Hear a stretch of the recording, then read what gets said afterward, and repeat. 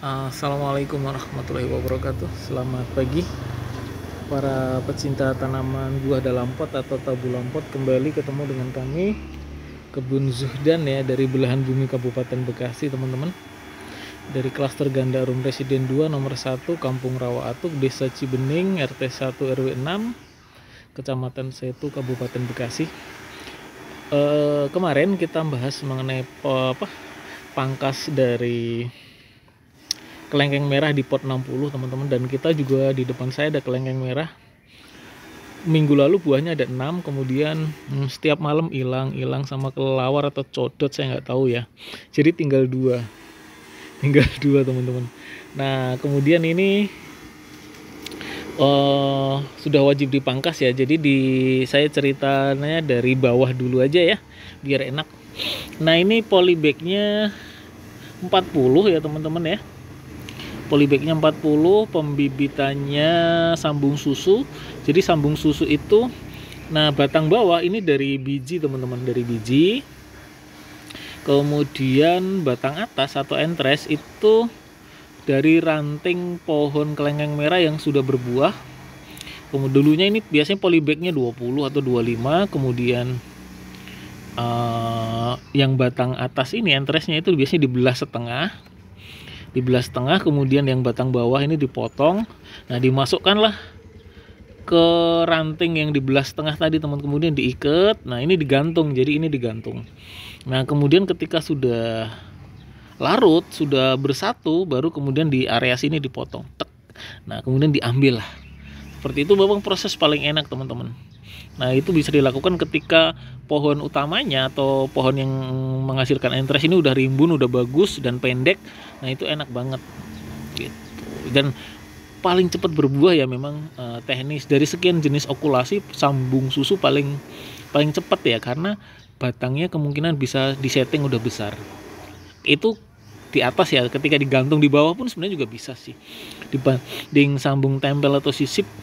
Karena kan kalau tempel sisip identik dengan masih kecil ya rantingnya gitu ya. Nah oke.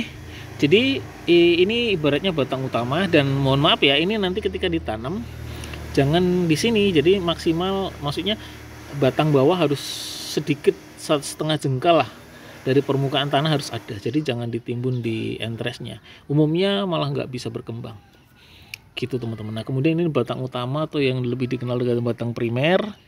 Nah ini udah dipotong, ini juga udah dipotong karena tidak beraturan. Nah kemudian muncullah batang sekunder 1, 2, 3, 4. Nah kemudian ini nanti kita potong lagi teman-teman, nanti kita potong. Nah jadi beginilah sebenarnya proses pembibitan yang baik teman-teman. Jadi jangan kejebak asal tinggi. Nah ini kita potong teman-teman, kita pangkas, kelihatan ya. Nah oke. Jadi harapannya nanti rantingnya ini besar, batang bawah besar, ini muncul tunas-tunas baru gitu. Kita cek lagi apakah di sini hidup juga. Oh masih hidup. Nah jadi ini nanti tinggal 2, kemungkinan nanti malam hilang lagi ya, karena codot atau kelelawar. Nanti kita pangkas lagi gitu teman-teman. Jadi ada tekniknya ya, tidak asal main vertikal tinggi berapa dan sebagainya. Ini nanti kalau ada yang penjual datang atau pembeli datang nggak tertarik teman-teman, karena pendek banget, pendek, batang kecil, nggak ada buahnya. Nah itu akan membuat pembeli biasanya tidak suka. Jadi orang yang membuat pembeli suka adalah ini, kelengkengnya ini ada buahnya itu tadi. Tapi bagi saya, bahwa ketika di sini area sini udah dipanen, muncul ini ya udah kita pangkas. Nah dari tunas baru itu nanti kita pangkas seperti itu. Nah ini apakah tidak sayang misalkan ya. Jadi itu salah satu teknik dalam tanda kutip mencegah pertumbuhan ke atas atau vertikal.